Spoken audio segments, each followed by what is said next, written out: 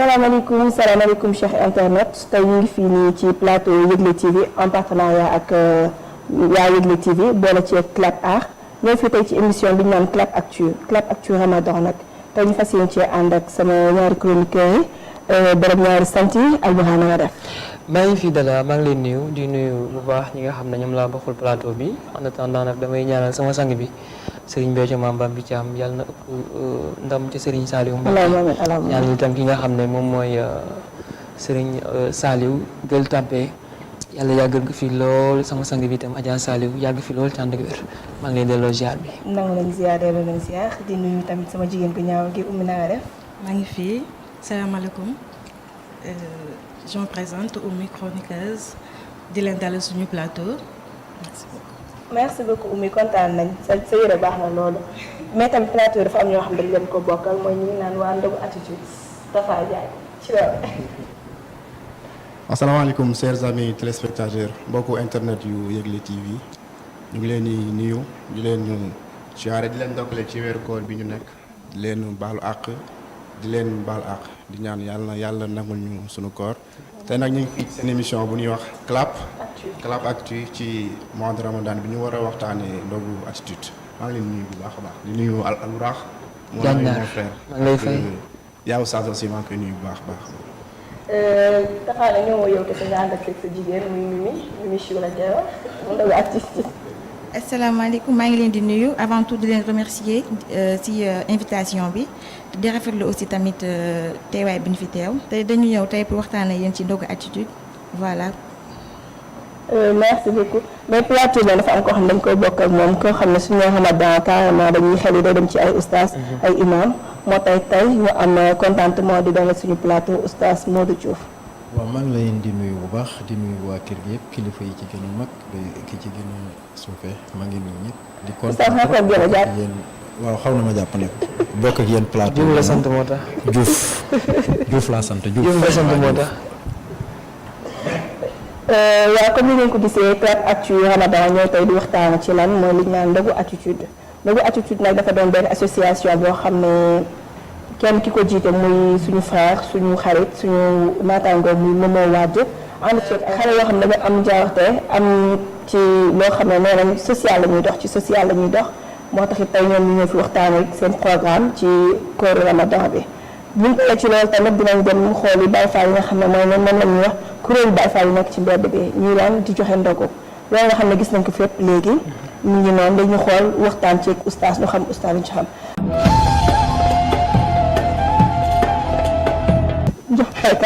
voilà jërëjëf Dada itam tubaarkàlla li nga sol rafet na di jaajëfal itam ñi nga xam ne ñoom ñooy suñu internet voilà Tafa Diagne Diagne maa ngi lay nuyu bu baax a baax di la dalal ci Yegle TV. merci beaucoup télé bu mag bi. voilà li ñu la bëggoon a laaj tuuti rek moom mooy yow nga xam ne yaa fi représenté mën nañu wax Momo Wade maa koy faral di wax naan c' est l' animateur le plus recherché sur YouTube daanaan la waaye ku ko déglu itam xam nga ko voilà dama bëggoon laaj moom mooy lan mooy Ndogu Attitude.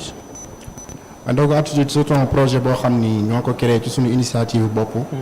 muy loo xam ni ça fait 4 ans ñu ngi koy def. ndaxte weeru koor dafa nekk weer woo xam ni weeru yërmande la. ñu ni maanaam weeru promotion la lu ci nit def dañ la koy dibleel wala ñu quadruplé la ko. ñun nag ñu taamu ci bu at ndogu jubsee ñuy faral di séddale ay ndogu ndaxte dañ ni nit woor ba ngoon nga jël benn doomu tàndarma joxe ko kenn xamul yiw yi ci ne. ñun nag ci loolu lañ bëgg a profité pour chaque koor bu jubsee rek ñuy créer Ndogu Attitude di joxe ndogu ci tali yi ak ci mbedd Ndakaaru yi. mais ren nag dañoo indi suñu propre initiative indi lu bees tàq loo xam ni moom lañ fas yéene dérouler suñu programme ren incha allah. Attitude mooy lan. Attitude xaaral ma jox Mimi mu waxal la lan mooy Attitude incha allah. d'accord Aïcha nuyu naa la bu baax. fay naa la. Ndogu Attitude Tafa expliqué na tuuti mais Attitude laa bëgg a xam moom mooy lan. maanaam dañu nekk association de jeunes ay jeunes rek ñoo fa nekk kenn ku ci nekk da nga ciy bay sa waar maanaam kenn ku nekk yaa ngi def sa alal di def sa doole di def sa xam-xam donc mu ànd ak yërmande bu bëri tax xam nga ku ne xam na ne joxe lekk yombul. te aussi boo nekkee ay jeunes kenn ku ñëpp ku ci nekk am nañu occupation am nañ am nañ chaque jour boo xëyee ci loo xam ne ci ngay dox mais dañuy jëm chaque fois rek di consacrer wu benn temps di def ay réunion xam nga mu nekk association boo xam ne on est bien organisé. donc kenn ku ci nekk dafa da nga am rôle bu am importance boo xam ne moom nga siy joué. ki nga xam ne moo ko initié moom mooy Mouhamed Wade moom mooy membre fondateur parce que idéem la woon. donc ñun ñëpp mu wooñu ñu daal di associé n'est-ce pas dafa voilà ñu daal di associé après ñu def li nga xam ne moom mooy ndogu attitude bi. d'accord voilà. d'accord Tafa ça fait 4 ans ngeen def ko voilà est-ce que mën nga ñëwaat tuuti ci ba ngeen koy commencé di def jafe-jafe yi ñu ci doon am par rapport ak léegi naka la mel. waaw mais ça fait 4 ans ñu koy def ku ne xam na ni joxe ñam dafa jafe. ay fonds la laaj te ñu ko doon def suñu propre fonds ba léegi suñu propre fonds lañ koy defee. bi ñu doog a débuté dañ doon def di jënd ay pain tàngal ay café defar suñuy maanaam li xeetu ñam yi ñuy war a xewloo ci wàllu ndogu. di ko joxe ci tali yi daan nañ ko def fépp def nañ ko fu mel ni Fadia biir Fadia def nañ ko ci mbedd Ndakaaru yi ci biir banlieue bi aussi tamit. def nañ ko fu bare. yiw bi ci nekk rek ak def lu baax rek leen ci jublu mais jubluwuñ ci leneen. d'accord dana question moo ko bëggoon a laaj moom mooy fonds yi fan ngeen ko jëlee. surtout ça d'accord. fonds yi suñu propre fonds la ñun ñooy génnee suñu alal di ci def. waaw ñun ñooy génnee suñu alal di ci def aussi tamit am na ñu ci jàppale parfois te yàlla rek tax. woowuñu kenn nag duñu jël numéro kenn di la woo pour nga ñëw jàpp ci. bu ko dañuy def suñuy publication di ko def suñuy statut su la nit ñu baax ñi di ko gis di ñëw di jàpp ci projet bi mais woowuñu kenn suñuy propre fonds lañ koy def waaye ku ñu jàppale yëpp ñu jël waaw. d'accord yow mën nañu xam ban poste ngay occupé foofu. man maa géré wàllu organisation bi ak ku ñuy wax Papi. waaw Papi tey teew fii xam naa job bi moo ko jàpp mais man maa géré wàllu organisation bi. kii mooy trésorière bi ci wàllu koppar kii yoo ko géré. d'accord voilà mooy boo xoolee ci wàllu organisation yooyu koppar entre autres du genre jigéen ñi dañ ci jouer rôle bu am solo. voilà mën nga ñuy wax tuuti yéen jigéen ñi nga xam ne yoo nekk foofu naka ngeen di doxalee pour ndogu bi. mën a am jëmm bu baax. voilà ñun ñoo yor wàllu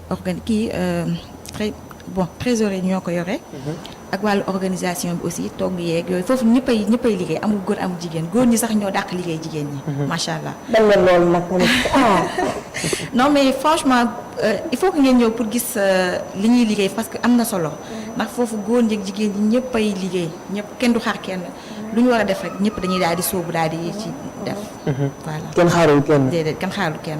voilà depuis bi nga commencé def ba léegi mën ngeen ñu limal cible yi nga xam ne mën ngeen gën a ciblé. di fa yóbbu li nga xam ne mooy ndogu yi. ñun nag partout la ñuy dem. dañuy dem fépp. fépp la ñuy fépp foo xamante ne nii am na ay nit yoo xam ne mën nañ leen dimbali rek dañ fay dem. ci biir programme bi may gis ngeen récemment ma gis ngeen envoyé ci posté ci seen statut yooyu yëpp que ni lundi bi incha allah da nga fas yéene dem camp pénal. man mën naa xam taxawaay bi ngeen nar a taxawaay foofu noonu ak lan moo tax liñ ciblé ñu nekk camp pénal. waaw laaj nga lu am solo parce que camp pénal tey ji suñu ay mbokk jigéen ñoo fa nekk ñoo xamante ne tey yàlla moo def ndogal ñu nekk foofu am naa yaakaar ne suñu taxawaay si dem foofu du dara lu dul jàppale leen ci lan yóbbu leen ay ravitaillement ay lépp loo xam ne jigéen da koy soxla rek dañ koy daal di jël yóbbu leen pour jàppale leen ko ndax foofu jombul kenn du dëgg te bu ñu xoolee pratiquement mën nañu wax ne ku nekk am nga fa mbokk wala boo fa amul mbokk tamit am na nit koo xam ne xam nga ko te mu ngi foofu. voilà loolu lañ ci jublu. bëggoon naa wax ci camp pénal boobu. c'est parce que Sénégal y a beaucoup de prisons yu fi nekk prison yu bari ñu ngi fi mais lu tax ñu ciblé camp pénal 8 mars bi passé muy journée mondiale de la femme. tout à fait dañ fa dem ànd ak suñu papa DJ Prince ñu koy nuyu au passage. mu leen fay defal benn fête boo xam ni chaque 8 mars dañ ko fay def. mu ne ñu kaay leen ñu dem ngeen xool biir camp pénal li fay am pour la première fois ñu dem man Mouhamed Wade Asta bi ñu demee foofu dund nañu fa journée boo xam ni c'est inoubliable.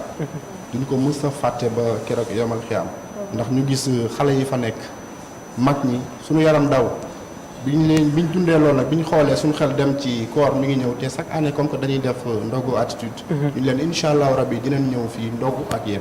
loolu tax ñu ciblé camp pénal bi te ñu bëgg ko def tamit ci manière différente yi ko ñeneen nit ñi di defee. ndax bu dee loolu laa bëggoon a wax quoi en fait ndax dañuy seetlu gars yi même bu ñu def ay dons sax même bu ñu nekk ci weeru koor bi dañuy ciblé dañuy dem camp pénal comprendre nga ak même façon bi quoi en fait dama bëggoon laaj yéen naka ngeen di ñëwee cette année ci. parce que xëy na lu tax ñu ngi ciblé camp pénal xëy na doomi aadama yërmande du mu am ci jigéen la. xam na te foofu ay jigéen suñu yaay ñoo fa nekk suñuy sœur ci ku ne xam na jigéen li mu représenté ci réew mi. waaw leen nag liñ fa bëgg a dem dañoo bëgg ndax bu dee ceeb ak diwlin et tout camp pénal am nañ ko. ñun suñu biir am na ñoo xam dañu nekkoon camp pénal ndawal rek moo fa yóbbu woon ñoom ñoo ni wax carrément ceeb camp pénal am nañ ko am nañu yàpp am nañ tout. mais am na ñoo xam ne dañ koy soxla duñ ko mën a am.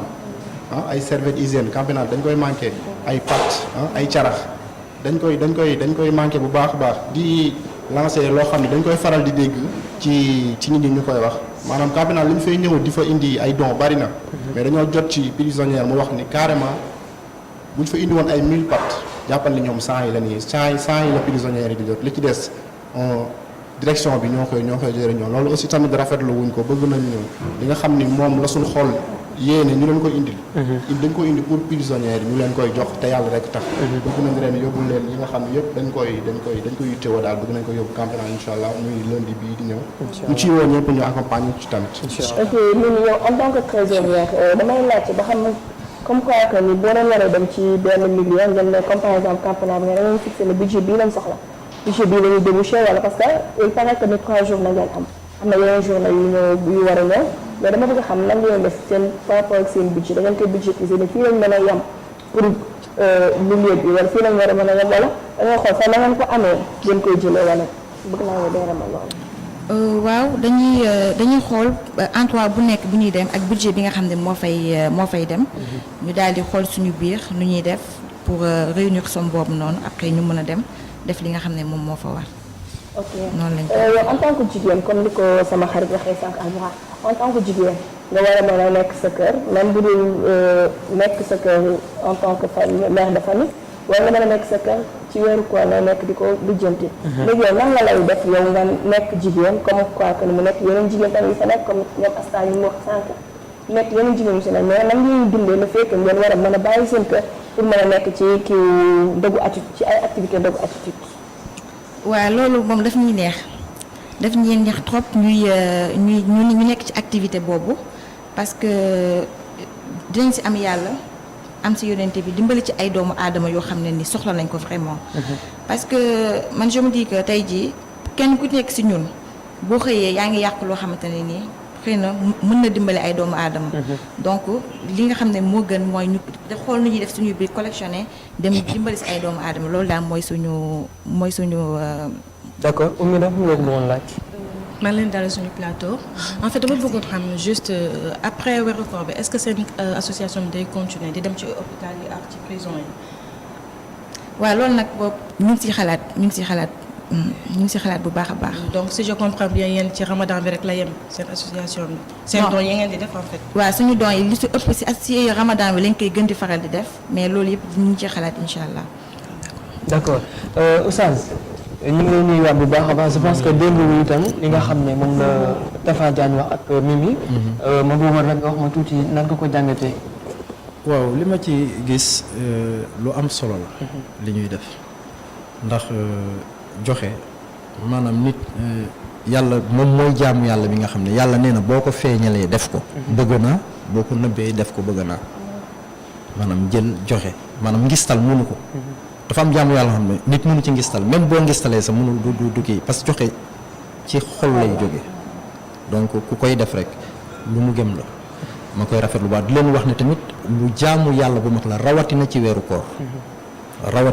koor wax na ko sànq booy joxe lu dul weeru koor xëy na bu ñu lay bindal fukk wala loo xam ne li mu wax ne yàllaa ko xam moo xam mais weeru koor dina ko kenn xamul fu muy yem ci kii bi surtout nga koy jox ñoo xam ne soxla nañ ko ci jaamu yàlla bu mag la ñu nekk. jaamu yàlla bu mag la ñu nekk bon man li ma bëggoon a xam moom mooy ci wàllu joxe ñam googu noonu. lan la ci yàlla wax pour nit ñi xam ko ba di ko def même bu dul weeru koor itam. waaw xam nga yàlla maanaam première saar bi ñëw ci alquran mooy sourate Baqara ñu bëri sourate Baqara la ñuy wax ndax li mu àndee histoire bu Baqara mooy nag mais dafa am lu ci am solo loo xam ne man dama koy bàyyi xel maanaam ñetti façon nit la fa yàlla andi ci saar bi. commencement bi yàlla dafay wax benn façon nit ki maanaam mu wax mooy ñi nga xam ne dañuy gëm yàlla gëm àllaaxira li leen yàlla wërsëgal ñu ciy joxe mu ne ñooñu ñooy ñi gëm yàlla te ñooñu ñooy texe comprendre nga ma la mu am beneen façon nit bu mu wax boo xam ne seconde la wax ci ñoom mu ne ñi nga xam ne weddi nañ ma nag yow prophète soit nga waar leen wala nga bañ leen waar ñooñu du ñu gëm safara laa leen di yóbbu mu pare mu am presque ñaari page yoo xam ne daf koy wax ci benn façon nit mais waxul tur waxul ne fii la bokk waxul ne fële la bokk booy utiliser bu fekkee ne kii nga arab danaan waminan naasi rek wamin am na ci nit ñi mais lan mooy am na ci nit ñi kooku mooy façon ñu bëri ne kooku mooy naafiq maanaam melul nii melul na le farul fii farul fële waaw mais li ma amal importance mooy bi muy wax ci première nit ki daf ci boole joxe li ma leen wërsëgal dañuy am lu ñu ciy génnee di ko jox ñi ñu tane mu ne ñooñu ñooy ñi taxe donc joxe boobu nag sens boobu la am te première saar la ci alxuraan saar bi gën a màgg ci alxuraan mais yonente bi ne foo ko jàng sax néeg boo ko jàng fukki aaya yi jinne ju bon du fa dugg maanaam ak yeneen ngeneen yoo xam ne taxu ñu jóg am na solo trop. d'accord ci première aaya bi la yàlla tuddee joxe beneen question moom bëggoon laaj moom mooy kan lañ ko war a jox. waaw foofu nag am na solo trop mais yàlla bi mu waxee joxe tamit dafa am benn joxe boo xam ne daf ko définir mooy azaka mu wax la ñi ko war a jox xëy na yenn borom xam-xam yi dinañuy xóotal naan azaka ku ko war a joxe mooy ki am lu mu dundee ren ba déwén ak yooyu mais nit ku nekk ci li nga am mun nga ci dimbali nit. sarax daf ko yaatal. azaka xëy na xam nga ki ko war a génne. il faut damay ñëw léegi ci azaka mais damay ñëw ci sarax bi comme par exemple du ma ko tuddee sa sarax mais joxe ndogu la par exemple nan lañ ko war a jox. waaw mais xam nga joxe ndogu dañu naan jox ñu ñàkk. mais mën nga ko xam nga man mën naa doon ko am sama kër. wallaahi li ma lay wax nii daf ma dal ci booyu Baay Faal yi des fois dama doon joteeg sama booy koñ parce que samay xarit lañu. ma naan leen yéen da ngeen di yalwaan da ngeen di ñaan pour mayewaat. jaratu ko. parce que seulement façon bi ñu doon ñaani quoi. ma ne da ngeen di ñaan pour mayewaat quoi dem xam nga samay xarit lañu. mais benn jour dama jógee Mbour wàcc Liberté 6 ànd ak sama ñaari xarit. ndogu jot te jour boobu dama defe ne mooy sama koor bu baax bi quoi. coono bi ma am yàlla rek ko xam. ñaari booyu Baay Faal daf ma jox ma ndogu jox samay xarit. jour boobu liñ ñu sauvé yàlla rek ko xam fa laa jógee ma ne saa yu ma sànni tàllalaatee këll bi dinaa ci def dara. et pourtant man sama kër am naa lu ma fa ndogoo mais foofu miskin laa fa. dama ñàkk foofu ma toll noonu. donc booy joxee pour kii joxal ñëpp rek daal koo taseel ci mbedd mi rek bu fekkee ne boo ko joxee mu jël rek jël jox. mais nag bul dem fëgg nit koo xam ne këram macha allah nga fëgg ko pour jox ko mais booy joxel nii xam nga ci mbedd mi mënoo gis nit nga ne kii yow da nga ñàkk kii da nga am donc noonu loolu na demee. d'accord. ok oustaz kontaan nañ ci taxawaay bi comme ci wàllu Baay Faal yi nga duggee fa la ñuy jaaree mën a dow parce que sama ñaari chroniqueurs yi muy Abdou Alwaax ak Oumy dem nañu démb seet yi ñoom ñi nga xam ne dañuy def ay këll Baay Faal donc ci yoon la ñuy jaar dem seetaan émission dem seetaan. li ñuy def fi chaque année kenn dootu ko waneeti ndax mu ngi nii Baay Faal yee ngi nii yaakaar naa ne café gi fii lañ koy teg bu dog jotee ñu daal di dab oto yi nekk ci kaw tali bi ak gars yi nga xam ne ndogu da leen di fekk ci kaw tali bi ak gars yi nga xam ne mun ñoo ndogoo seen kër yi léegi Baay Faal yi looloo waral foo gis café rek looloo waral loolu ndax am na ñoo xam ne ndogu mun leen fekk seen biir gàlla yi am na ñoo xam ne ndogu par force ci kaw tali bi la leen di fekk moo waral nag ñu dajanteeg Baay Faal yi gars yi di leen dab di leen jox ay ndox ay café ay tàndarma pour ñu dog seen koor. këll gi nii gars yi këll gi Maam Serap Fall dafa commencé woon këll ca këllal Serigne Touba këll gi du tey loolu yàgg na na gars yi bàyyi wax bi ñuy interview naan këll gi du dara këll gi lu ñuy këll dañ koy suukaree incha allah fii café gi wala affaire yooyu wala këll gars yi dañuy génnee seen poos ñun sëñ bi dañ koy liggéeyal Baay Faal noobu dañuy génnee suñu poos gars yëpp dañuy génnee ku ñëw indi sa 3 kilos suukar ñuy kose café gi ñun dañuy liggéeyal sëñ bi ñun touristé wuñu non waaw am na ñuy woor am ñoo xam ne duñu woor parce que nit yee yemul nit yee yemuñu mais tamit affaire yi moom góor jàpp si góor la waaw woor gi moom fa yàlla la waaw fa yàlla la daal te maam daal lii nii ñuy def rek buñ ko xeeb joxe ndogu gii nii rek buñ ko xeeb barki sëñ Fallou. su ma si nekkee nii à cause de samay grand frère yi ñoo tax ma ñëw fii parce que ñoo ma ne kaay yow suñu rakk nga suñu xarit nga suñu lépp nga parce que kaay fii nii leen ñëw di jàpp bi chaque weeru koor ngay ñëw ñi liggéey ci café gi. alors déjà dañ koy rafetlu en tant que des musulmans parce que jàppalante dafa war suñu diggante ñun ñi nga xam ne ay jullit lañ alors aujourd'hui su fekkee ay jeunes ñoo jël initiative di séddale ay ndogu ci ñi nga xam ne parfois seen liggéey dina tax heure ndogu fekk leen ci mbedd mi loolu dañ koy rafetlu bu baax a baax. waaw dañ koy faral def parce que au-delà de ñi nga xam ne dañuy nekk fii nii ñun dañoo bokk ci ñoom kon tey jii su fekkee jot mayewu ko ñuy bokk ci organisation bi kon bu ko sunu doolee mënee sunu poos dañ ko ciy def mu nekk participation symbolique boo xam ni dañ ko def ci koo xam ne dafa bokk ci ñoom. waaw xam nga tamit weeru koor dafa ànd ak ay coono ànd ak xiif ce qui fait que parfois le plus souvent nit ñi dañuy gaaw a mer ci ñenn tam parfois nga fekk la ñu toll diggante wala laaj ni tamit am ñoo xam ne duñ ko xaw a rafetlu mais tamit soo bokkee ci ñi nga xam ne ñoo ko organisé da ngay jàpp ni doomu aadama moo matul ci ki nga xam ne da nga dajeeg moom mu jox la xol bi mu ki am na keneen koo xam ne peut-être da nga koo fekk mu nekk ci tempérament boo xam ni waru ko woon a mën a joxe moo tax yenn say yenn réaction di am mais lépp dañuy jàpp ni doomu aadama moo ni mel rek. waa gars yi sama mbokk taalibe lañu ànd na lii chaque année lañ koy def moo tax zaahirement su ma paree waar sama màkkaan damay ñëw fii jàpp ci waar bi bisaab beeg yooyu noonu gars yi séddale avant nag ma duggaat sama màkkaan. xam nga ñun moom wax dëgg sa yàlla bu dara sa sëriñ bi lañ yaakaar ay taalibe Cheikh Ahmadou Kara Mbacké Noreyni lañu te rawatina gars yi itam ay mbokk taalibe lañu ay taalibe suñu affaire lañu. comme dañ nañ seeti élément bi démb Albourakh lañ ci defale. voilà jërëjëf Dada gis neen bu baax a baax li nga xam ne moom la ñu jëlee fële ca Parcelles Assainies unité 22 waaw ci ndogu yooyu nga xam ne suñu mbokk Baye Fall yi doon nañ ko def voilà ñoom nag dañ koy faral di def chaque année ren lañu am 8 ans voilà ñoom bokkul ak waa ndogu attitude voilà ñoom buñ ko dalee def yàgg na waaye nag ñoom li ñu ciy révélé moom mooy ñoom dañ koo doon ci seen i mag voilà seen i mag ñoo ko doon def léegi ñoom ñoo jël relève bi ci niñ koy defee nag damay bàyyi ummi rek mu gën koo leeral moom itam nga xam ne dem ñu fa woon fekk nañ fa sax benn yaay Fall. waaw jàmbaare loolu. moom mooy dox ci bisaab bi. mbirum bisaab bi.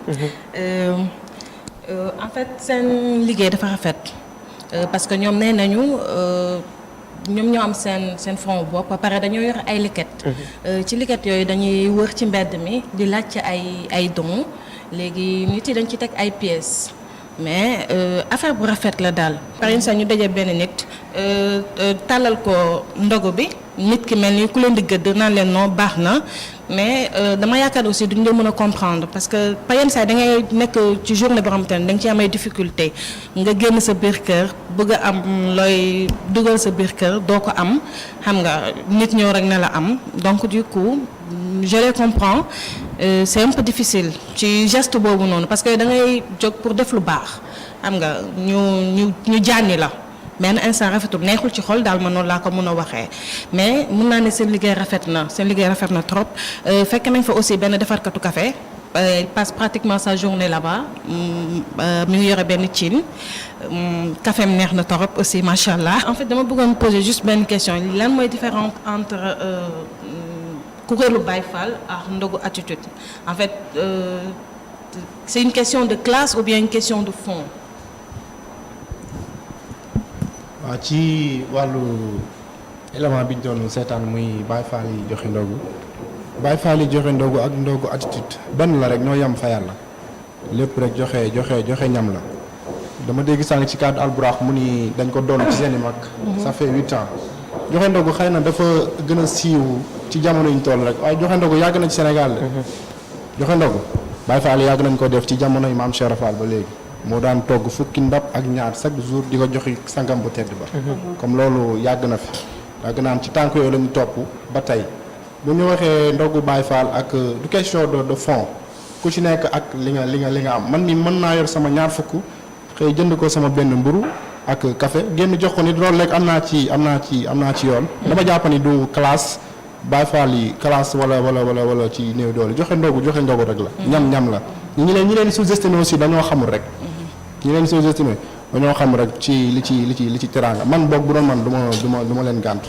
waaw mais am na benn différence parce que ñoom dañoo yor ay leket di laajte ay fonds mais yéen doo leen def loolu. waaw c'est parce que dañoo bëgg te amuñu boo bëggee te amoo faaw ngay dagaan ci nit ñi di ci def gis nga leket boobu ñuy dox nit ñi di leen laaj. nga leen di jéppi ñoom dañ la bëgg a dimbali rek. ku ci mel ni benn Albourakh mi ngi yore alalam at mi yëpp du ci saraxe du ci saraxe du ci maye.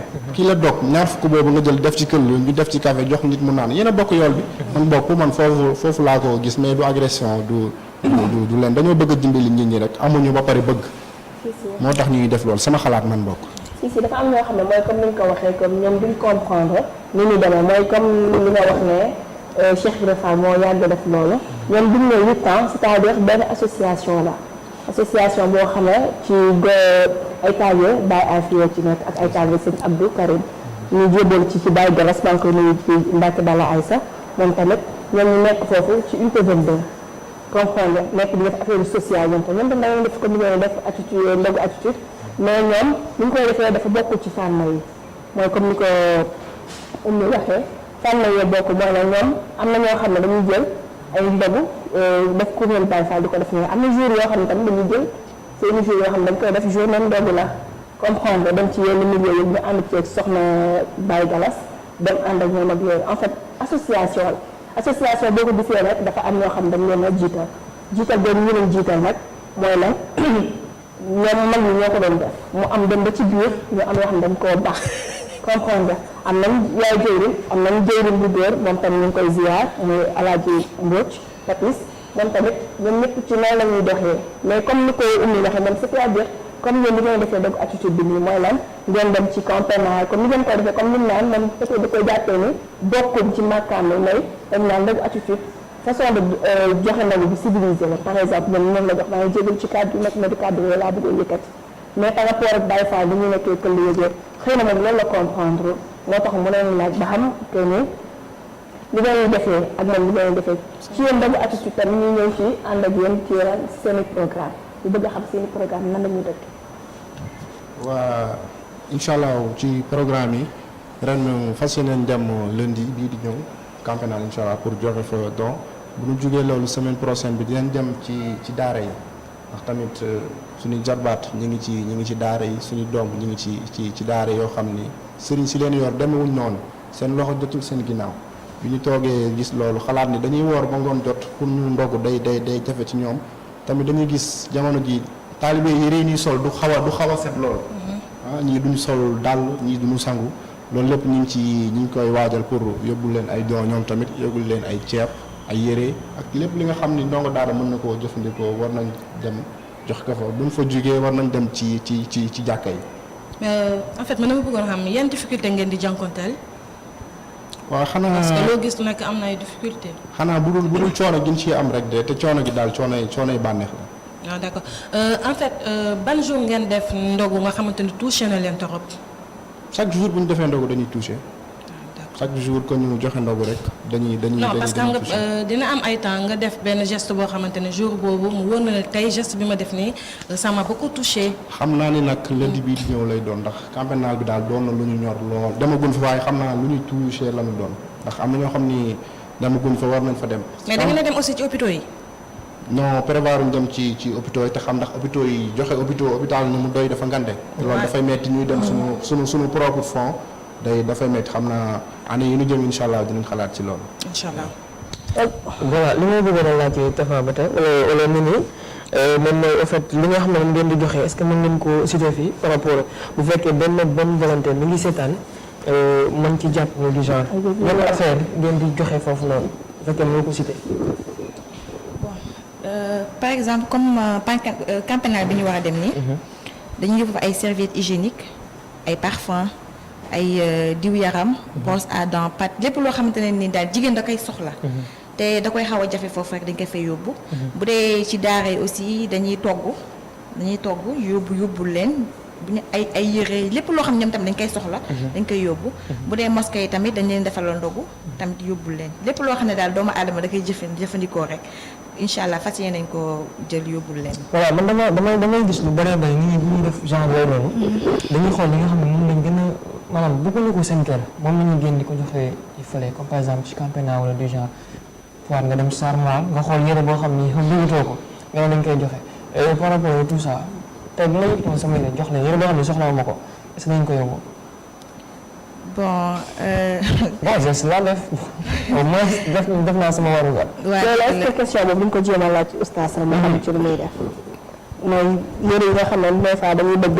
donc balaa ma ñëw ci question boobu damay ñëw ci ndogu Baye Fall bi ngeen doon wax sànq. xam nga sànq bi nga ma posé question wax naa la ne bi ma wàccee Liberté 6 Baye Fall yooyu jox ma ndogu kontaan naa trop. mais man yàlla dafa dogal damay nit koo xam ne su ma waxee lii damay wax la ci des. am na loo xam ne normal nañ ci war nañ ko ci organiser ndogu Baye Fall bi. war nañ ko ci organiser bu baax a baax parce que ñoo ñuy ñaxtu des fois li ñuy ñaxtu day xaw a doon dëgg. man dama nekk ci quartier Baye Fall ñaari tal laa dëkk. dama koy wax samay boy yi tamit maanaam benn koñ boo xam ne motul sax 500 mètres. 5 cin ngeen taal ko fa loolu dafa yëpp. man ma nekk koo xam ne xam nañ ma ci koñ bi c'est-à-dire damay am problème sax war a duggee fii génnee ko fële. parce que 5 yëpp dañ may bëgg a kar ak seen këll yi yooyu lu ñu war a organiser la yooyu. donc dara dina rafet xaw ma dégg nga wala foola ma ci ñu dimb dina tax dimb wex. waaw mun nga def dara dina rafet ni nga koy defee tax mu am. mais est-ce que gis nga woon laaj bi tam moo tax defuñ ko benn genre organisation ba benn daara lañ koy def nga xam ne foofu la ñu toggee.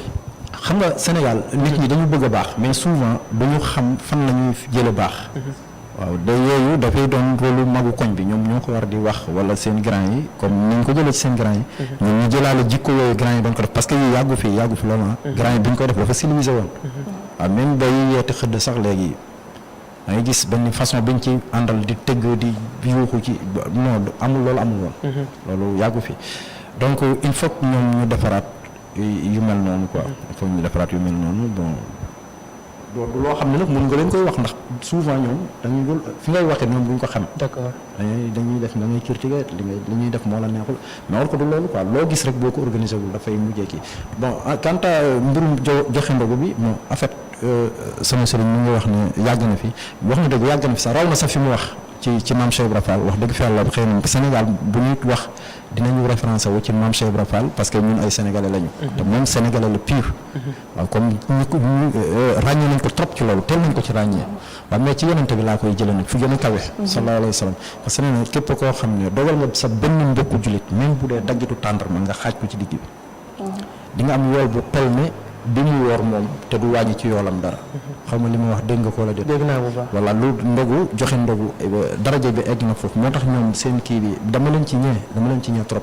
wallaay man xaw ma nu ma ko mën a kii mais ñee naa leen ci trop ñu ngi def lu rëy sax. waxuma la daggitu tàndarma xam nga kii li mu fi lim léegi. wax dëgg fi yàlla ku nekk campinal nga jox ko lu mel noonu. def nga lu rëy. def nga lu rëy quoi te wax naa la sànq joxe. amul ngistal nit ñooy wax rek day ngistal déedéet. mën nga julli pour nit ñi gis la mën nga di def ni pour mais joxe non joxe yombul de. yombul quoi. d'accord li ma posé sama question mooy ci wàllu joxe boobu ndax des fois nit ñi li ñu bëgg rek la ñu joxe da nga koy gis ci lu bëree bëri loo xam ne soxlaatoo ko sa kër nga génnee da nga koy saraxee loolu tam da woon nañu oustaz nga. waaw xam nga ci biir alxuraan yàlla dafay wax ci benn aaya wa yusiruuna ala anfusihim walaw kaana bihim xasaasa bi muy taggal saxaaba yi. nee na ñoom. histoire bi fa xaw gudd quoi du ma mën a jaar ci lépp mais saxaaba yi bi nga xam ne ñi la jóge nañu màkk ñëw Madina yonente bi mbokkale leen ne diw di woy sa xarit dimbali ko ci li nga am parce que màkk ñi fa jóge dañu daw dañëw bàyyi seen alal yi foofu donc bu ñu ñëwee Madina yoruñu dara léegi il faut que ñu nekk Madina ñoo leen war a dimbali yonente bi mu leen di mbokkale am na koo xam ne dafa joxe ba ne léegi am naa 4 jabar dinaa fase kenn ndax ki ñu ma mbokkale jël ko alxuraan wàcc di tàgg ñooñu ne am na ci ñoom ñoo xam ne dañuy joxe ba di joxe li nga xam ne ñoom ñoo ci ëpp soxla maanaam dañ koy bëgg ba mais bu joxe jotee moom la ñuy joxe moo tax joxe boo joxe da ngay joxe li nga gën a bëgg du lu yomb nag quoi mais da ngay joxe li nga gën a bëgg Ousmane yonente bi dem na benn Ousmane du defati yàlla lu ko metti ndax benn xare boo xam ne betti woon nañu leen yonent bi ne ana ñuy joxe ñu pare xare bi parce que dañu jóge xare rek yàggul même pas ay fan ñu war a demaat beneen xare boo xam ne l'islam mënoon na fa yem te gars yi yoruñu xaalis parce que ci xare lañ jóge Ousmane comme yàlla dogaloon na xawoon na am mais dafay joxe ba waa këram defe ne ñoom du ñu dundati dafay kii dafa dem këram takk lépp lu mu fa am li mu gën a bëgg dund bi ñëw teg keroog la yonent bi bëgg ba tiim li Ousmane joxe di ko fëgg naan Ousmane du defati yàlla lu ko naqari ci àddina Ousmane mii du defatil yàlla lu ko naqari ci àddina boo tolloo foofu tamit na nga bàyyi xel ci mujjub Ousmane ci mujjub Ousmane ndax bul joxe rek waaw bul joxe rek pour nit ñi ne la jërëjëf ndax Ousmane xam nga ni mu mujjee mooy dañ ko rey te ay jullit ñoo wër këram ay fan doomam ñi mënuñu sax génn ci biti dem marché ba ay jullit lañ leen mën a tudde xëy na sax am na ñuy dàq seen jullit mais xam nga li ci biti ngay àtte li ci biir yàlla koy àtte donc Ousmane bu mu génnee ne leen xanaa da ngeen fàtte ne Badar man maa ko gas xanaa da ngeen fàtte maa doon def lii xanaa da ngeen fàtte man maa doon def lii ñu cëppeelu fa lañ ko fekkee jam ko boobu mu ngi jàng alquran kon donc mën nga fay nit ki lu baax mais leneen mu jëla ci fekk moo tax booy defal rek te yàlla tax incha allah oustaz man dafa am ci li may laajte mooy Baye Fall yi man ci Baye Fall lay des ba léegi dafa am Baye Fall yoo xam ne ñoom du ñu woor te dama dégg ñu naan comme nit ku dul Baye Fall par exemple boo wóorule mën nga yëkkati ñam ci weeru ko mën nga yëkkati joxe ndogu mën na remplacer sa woor léegi nag dama bëgg a xam par rapport ak Baye Fall ñoom li ñuy def am na xam ne duñ ci woor moom la plupart dañ naan du ñu woor mais nga fekk ñu bañ a yooyu dem ci kuréel di joxe ndogu yooyu léegi loolu lan lañ ci xalaat. bon man mënuma àtte kuréel wala ma wax ci kuréel wala ma wax ci benn association wala ma wax ci benn façon nit mais mën naa wax d'une manière générale quoi l'islam yàlla bi muy farataal koor bi mu limee ba pare ne leen farataal naa ko ci yéen comme ni ma ko faratalee ci nit ñi leen jiitu woon mu ne ay fan la nag fan yu limu mooy 30 jours dafa am baat bu mu utiliser ci arab mooy faman képp koo xam ne fekke nga ci weeru koor bi na nga ko woor képp koo xam ne nag ñëpp ci lañu bokk fa man shahida minkum shahra falyasumhu mu andi fa boobu dafay war na nga ko woor léegi nag mu jëlaat ay nit wa ala alladina yutiqunahu fityatu ta'am al miskin am na ñoo xam ne woor dafa dis ci ñoom ñooñu nañuy lele waaw mais ñi li woor dis ci ñoom nag ñu war leen xoolaat ki feebar jigéen ji nga xam ne yàlla dogal na dafay nef yooyu ay yeneen àtte la ki nga xam ne dem na ba màgget kàttanam mayatu ko yooyu ñooyu da ci bokk ñooñu dañuy lele dañuy bàyyi ba heure dog jot wala kii par exemple ci li ñuy dundee ñu joxe dépasse fan maanaam 1000 francs ba 1500 nga jox ko wala nga calculer ko bu dee mënoo wóoru weer bi jigéen joo xam da ngay nàmpale ki yooyu nga calculer ko muy 80 et quelques mille nga joxe ko une bonne fois muy dog Abra daan moo mën a laaj ci voilà dégg ngeen bu baax oustaz lu mu expliqué ci wàllu joxe itam macha allah boo ko dégloo da ngay dëgg sax di joxe ci saa si maanaam joxe li nga xam ne moom moo gën a dëgg voilà par rapport itam ni ngeen koy defee rafetlu na ko bu baax a baax ak dama bëggoon rek ngeen wax man naka ngeen jàngatee kàddu oustaz yi. waaw kàddu oustaz yi ñu ngi koy rafetlu. bu baax ñu ngi koy rafetlu tey tamit daf ñuy gën a encouragé ci li nga xamante ne ñu ngi koy def ñun waa Ndogu Attitude lépp lu ñu mën pour dimbali les personnes démunies dañ ko def.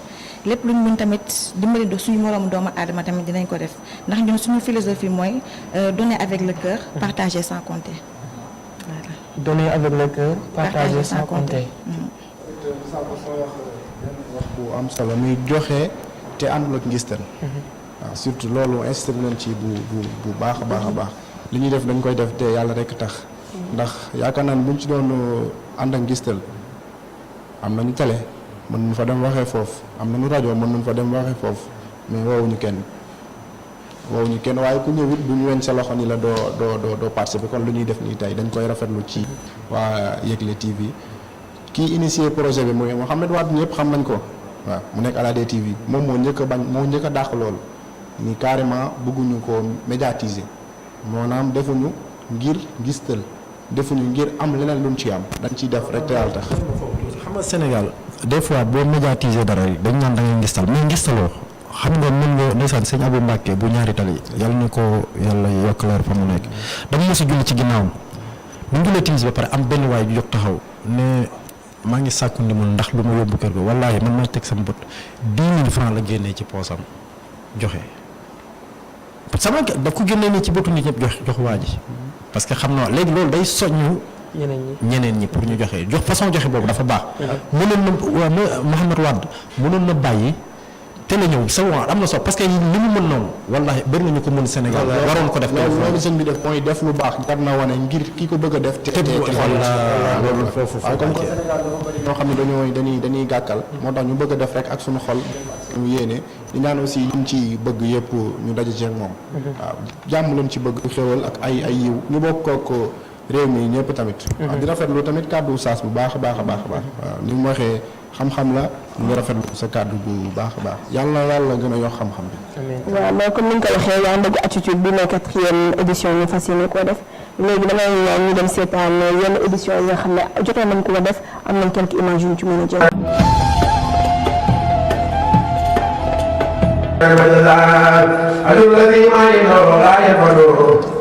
وسلم ومسراه نفسه خدمة خير العالمين أحمد عليه تسمعك للولايات أراد الخلق ونفسي تيبت وفي مكانه بخير ذهبت يسور خير العالمين عليه تسمعك في العالمين أعوذ بالله من الشيطان الرجيم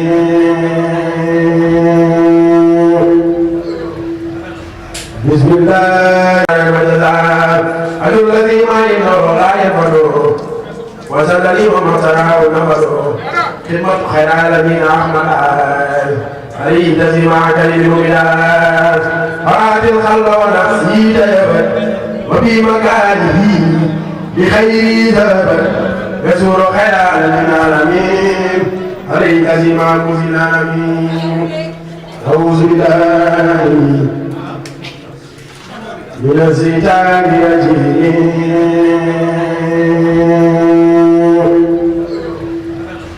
بسم الله من الشيطان الرجيم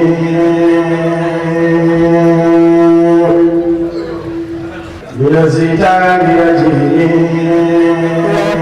ay xar yéen ko gisee image mooy yi ñu defoon daaw dem nañ ay daara dem seeti imaam yeeg jàkka jeeg yooyu lan nga mën a wax ci lii voilà lii dama koy rafetlu déjà ndax boo xoolee itam image yi ñu ngi dugg ci benn bus Tata xam nga di fa joxe ndogu te heure yooyu noonu clientèle yi dañ koy soxla lool ndax nga xëy sa kër 6 heures du matin lekkoo dara war ñu bi sa kër te xamoo ban heure ngay àgg ñu jox la lekk comme ni ko Oustaz waxee sànq rek loolu moom te leen di ñaanal yàlla suñu borom itam defal leen may leen kattan ba chaque année rek dañu defoon mu gën di yokku je pense que Oumy itam seetaan ni image yi moo xam ban commentaire nga ciy def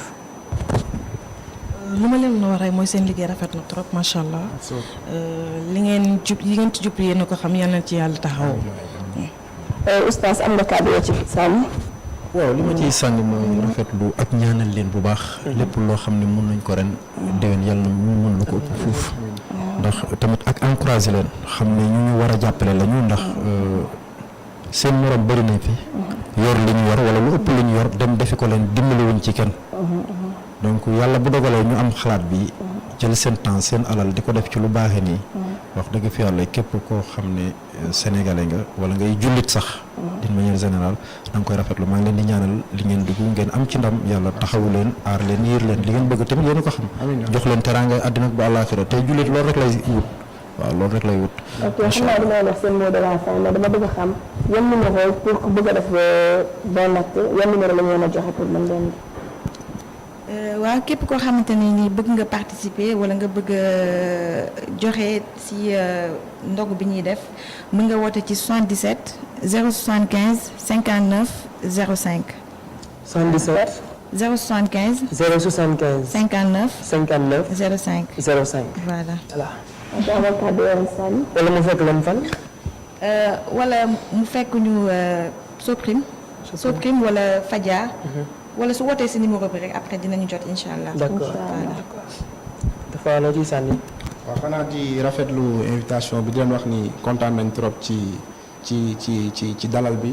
dalal bi rafet na ndogu li bari na teraanga bi daal kontaan nañ trop ci waa Yegle TV bu baax baax di kontaan ci Dada Alburax moo xam ni sama waay la ak sunu saas ak sunu chroniqueuse bu ñaawul bi aussi. kontaan nañ trop ci débat bi kon ni ko mi ñu wax rek ku bëgg rejoindre ci activité bu ñu def mën nga woote ci numéro yooyu.